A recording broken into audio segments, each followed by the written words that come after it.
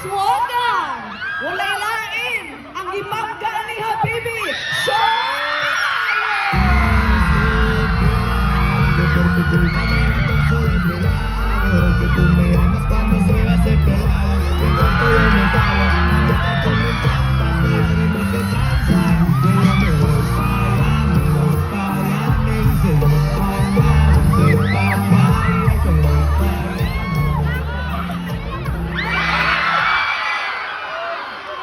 Uy, maayong gabi in Lapu-Lapu City.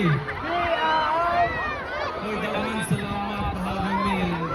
You know that I'm Messiah, so it's okay that I'm English, okay? I just want to say it's an honor for me to represent Lapu-Lapu, and it's a dream come true. Hello, daghan people. Sus.